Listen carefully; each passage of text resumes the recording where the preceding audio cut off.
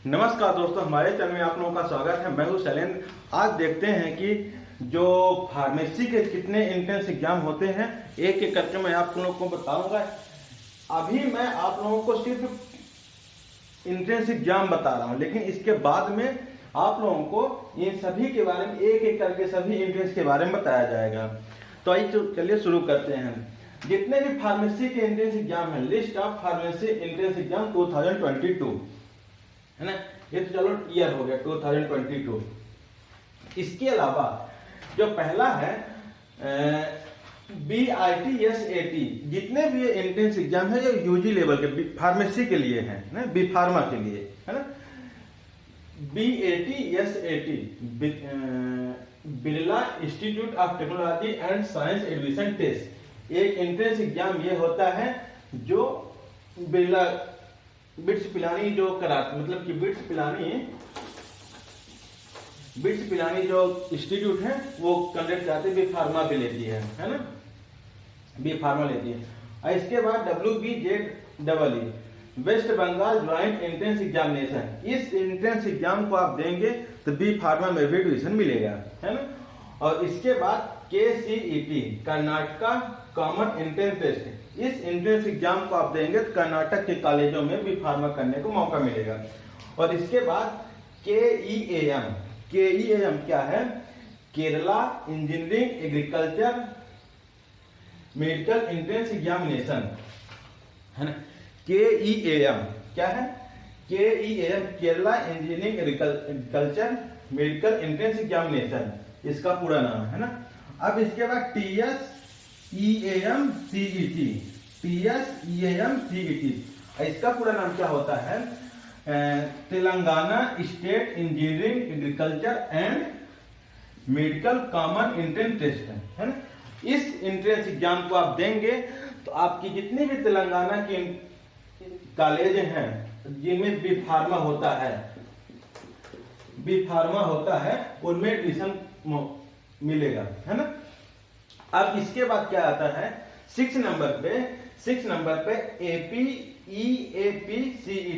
Andhra Pradesh engineering agriculture and pharmacy common entrance test है। अब इस एंट्रेंस एग्जाम को देने के बाद आपको जितने भी आंध्र प्रदेश के बी फार्मा के इंस्टीट्यूट हैं, कॉलेज हैं, उन सभी में एडमिशन मिलेगा। अब इसके बाद OJEE ये WBJEE और KCET, KEAM, TSEAM CET, APEAPCET, OJEE, ये सब स्टेट लेवल के एग्जाम हैं। ये यूनिवर्सिटी लेवल के एग्जाम है और ये भी यूनिवर्सिटी लेवल का एग्जाम है ना। अब OJEE का पूरा नाम क्या है? Odisha joint entrance examination. इस एंट्रेंस एग्जाम को आप देंगे तो आपको ओडिशा के जितने भी फार्मा के कॉलेज हैं उनमें एडमिशन आपको मिलेगा। इसके बाद PUCET Punjab university combined entrance test है ना। इस एंट्रेंस टेस्ट को देने के बाद पंजाब यूनिवर्सिटी में जो बी फार्मा का कोर्स होता है उसमें आपको एडमिशन मिलेगा। ये तो ठीक बी फार्मा का हो गया, लेकिन इसके अलावा जो मतलब कि ऐसे ये तो जो बी फार्मा तो कराते हैं, लेकिन इस एंट्रेंस एग्जाम देने के बाद आपको जैसे मतलब बीटेक हो गया, जितने भी स्टेट लेवल के कोर्स होते हैं, मतलब कि इंस्टीट्यूट में एडमिशन के लिए, जैसे कर्नाटक में अगर एडमिशन लेना है तो आपको ये एंट्रेंस एग्जाम देना पड़ेगा। केरला में अगर आपको एडमिशन लेना है तो ये एंट्रेंस एग्जाम देना पड़ेगा। और तेलंगाना में लेना है तो इस एंट्रेंस एग्जाम को देना पड़ेगा। आंध्र प्रदेश में अगर लेना है तो इस एंट्रेंस एग्जाम को देना पड़ेगा। उड़ीसा में अगर लेना है तो इस एंट्रेंस एग्जाम को देना पड़ेगा। अगर पंजाब यूनिवर्सिटी में अगर आपको एडमिशन लेना है तो PUCET में आपको एडमिशन मिलेगा। अब आइए आगे चलते हैं कि इसके अलावा और कौन कौन से एंट्रेंस एग्जाम होते हैं। अब 9 नंबर पे जो है, 9 नंबर पे है IPUCET का ये एक यूनिवर्सिटी लेवल का एंट्रेंस एग्जाम है ना। इसका जो पूरा नाम है Guru Gobind Singh Indraprastha university common entrance test है ना। ये जो कि दिल्ली में है, Guru Gobind Singh Indraprastha university common entrance test है ना। ये इस एंट्रेंस टेस्ट को देने के बाद आप बी फार्मा में एडमिशन ले सकते हैं, जो कि इंद्रप्रस्थ यूनिवर्सिटी कंडक्ट कराती है ना। MHTCET, अब MHTCET को इस एंट्रेंस एग्जाम, इसका फुल फॉर्म है Maharashtra health science and technical common entrance test है। अब इस एंट्रेंस एग्जाम को महाराष्ट्र सरकार करवाती है और इस एंट्रेंस एग्जाम को देने के बाद आपको बी फार्मा में भी एडमिशन मिल सकता है, और जो स्टेट लेवल की जो यूनिवर्सिटियां हैं जो इंजीनियरिंग कराती हैं उनमें भी एडमिशन मिल सकता है ना। अब UKSW है ना, यूके मतलब उत्तराखंड स्टेट एंट्रेंस एग्जाम है ना। इस एंट्रेंस एग्जाम को देने के बाद आप लोग उत्तराखंड के जितनी भी यूनिवर्सिटियां हैं, कॉलेज हैं, उनमें एडमिशन मिल जाएगा। इसके बाद JELET का पूरा नाम है joint entrance examination for lateral entry. इस एंट्रेंस एग्जाम को देने के बाद अभी आपको बी फार्मा में एडमिशन मिल जाएगा, है ना। अब GPAT ग्रेजुएट फार्मेसी टेस्ट, जो ग्रेजुएट फार्मेसी टेस्ट होता है वो एम फार्मा के लिए होता है। जैसे मान लीजिए गेट, इंजीनियरिंग वालों के लिए गेट बहुत जरूरी हो, मतलब एमटेक करने के लिए गेट का एंट्रेंस एग्जाम देना पड़ता है। लेकिन इसी तरीके से अगर आप फार्मेसी करते हैं, फार्मेसी करने के बाद अगर आप एम फार्मा करते हैं, बी फार्मा करने के बाद आपको GPAT का एंट्रेंस एग्जाम देना पड़ेगा, ग्रेजुएट फार्मेसी टेस्ट है।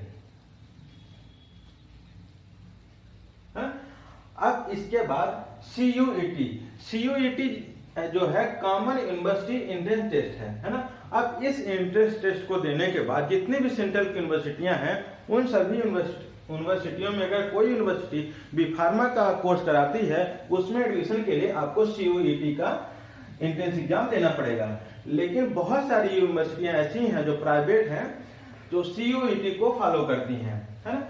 इसके बाद PESSAT, इसका नाम है PES स्कोलेस्टिक एप्टीट्यूड टेस्ट है ना। PES स्कोलेस्टिक एप्टीट्यूड टेस्ट ये भी एक एंट्रेंस एग्जाम है जो कि बी फार्मा के लिए है ना। अब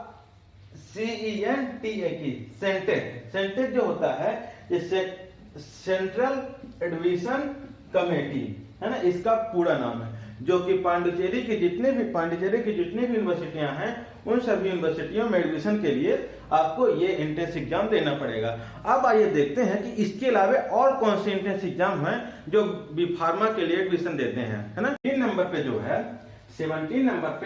SAAT। अब SAAT जो है ये एक यूनिवर्सिटी लेवल के एग्जाम है ना। इसका पूरा नाम शिक्षा और अनुसंधान यूनिवर्सिटी टेस्ट है ना।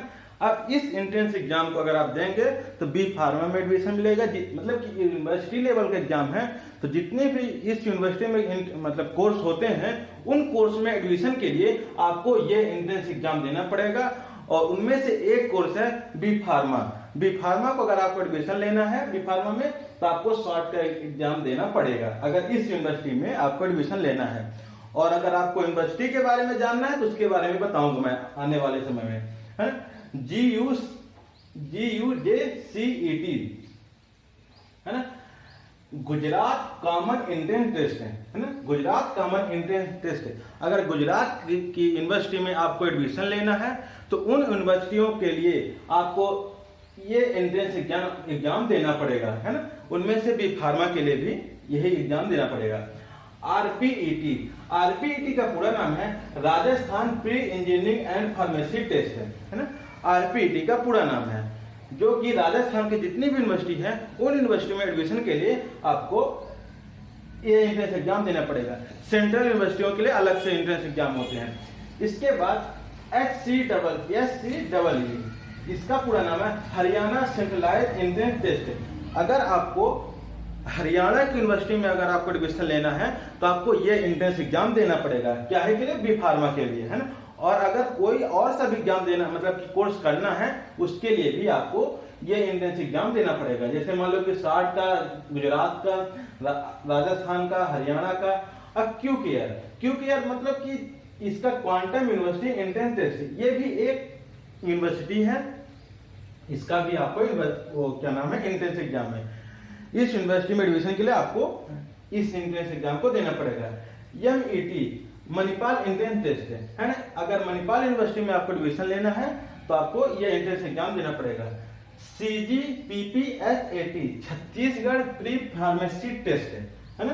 प्री फार्मेसी, अगर छत्तीसगढ़ की यूनिवर्सिटी में अगर आपको एडमिशन लेना है तो आपको ये एंट्रेंस एग्जाम आपको देना पड़ेगा। इसके बाद DAVV जो कि इंदौर की है, DAVV CET देवी अहिल्याबाई विश्वविद्यालय कॉमन एंट्रेंस टेस्ट। DAVV में अगर आपको देवी अहिल्याबाई यूनिवर्सिटी में आपको एडमिशन लेना है, आपको ये एंट्रेंस एग्जाम देना पड़ेगा। इस एंट्रेंस एग्जाम को देने के बाद जितने भी कोर्स DAVV में होते हैं उन सभी कोर्स में से किसी एक में आपको एडमिशन मिल जाएगा, जिसको आप जो कोर्स आप करना चाहते हैं, है ना। उनमें से अगर आपको फार्मेसी करना है तो आपको ये एंट्रेंस एग्जाम देना पड़ेगा। कभी कभी ऐसा हो जाता है कि यूनिवर्सिटी खुद फार्मेसी नहीं कराती है, लेकिन यूनिवर्सिटी से जो एफिलिएटेड कॉलेज रहते हैं वो कॉलेज फार्मेसी कराते हैं। तो वो कॉलेज डिमांड करते हैं क्या, इन एंट्रेंस एग्जाम को डिमांड करते हैं कि आपके पास ये एंट्रेंस एग्जाम है, अगर क्वालिफाइड है तो तभी आपको एडमिशन मिलेगा। तो इसलिए कभी कभी आपके दिमाग में आता हो कि भाई DAVV कराते हैं, ये यूनिवर्सिटी तो कराती नहीं फार्मेसी, लेकिन जो उसके एफिलिएटेड कॉलेज हैं वो तो कराते हैं ना, तो वो डिमांड करते हैं, है ना। इसके बाद LPU NESET, अगर लवली प्रोफेशनल यूनिवर्सिटी में अगर आपको एडमिशन लेना है तो आपको ये एंट्रेंस एग्जाम देना पड़ेगा। LPU NEST lovely professional university national entrance and scholarship test है ना। इस एंट्रेंस एग्जाम को देने के बाद आपको LPU में एडमिशन मिल जाएगा। LPU के जितने भी कोर्स होंगे, मतलब कि कोर्स होते होंगे, उस कोर्स में एडमिशन के लिए आपको ये एंट्रेंस एग्जाम देना पड़ेगा। अब इसके बाद NIPER इसका जो पूरा नाम है national institute of pharmaceutical education and research joint entrance exam है ना। अगर आपको किसी ये एंट्रेंस एग्जाम M फार्मा के लिए होता है, वैसे बेसिकली M फार्मा हो गया, PhD हो गया, है ना, क्योंकि फार्मेसी में भी PhD होती है ना। तो उसके लिए अगर आपको रिसर्च में जाना है तो आपको ये एंट्रेंस एग्जाम देना पड़ेगा, है ना। तो मैंने आपको 26 एंट्रेंस एग्जाम बताए हैं जो कि फार्मेसी से रिलेटेड हैं, लेकिन फार्मेसी से रिलेटेड नहीं है। इनमें से और ऐसे मतलब और एंट्रेंस एग्जाम हैं जो अदर कोर्स के लिए भी लागू होते हैं, जैसे हमारे 60 है, GUCET हो गया, है ना, और ये SCEE हो गया, जितने और भी बहुत सारे जितने भी एंट्रेंस एग्जाम बताए हूँ उनमें से बहुत सारे ऐसे एंट्रेंस एग्जाम है जो अदर कोर्स के लिए भी लागू होते हैं। तो आपको हमारा वीडियो कैसा लगा, हमारे वीडियो में लाइक और कमेंट जरूर करिएगा, सब्सक्राइब जरूर कर लीजिएगा। धन्यवाद।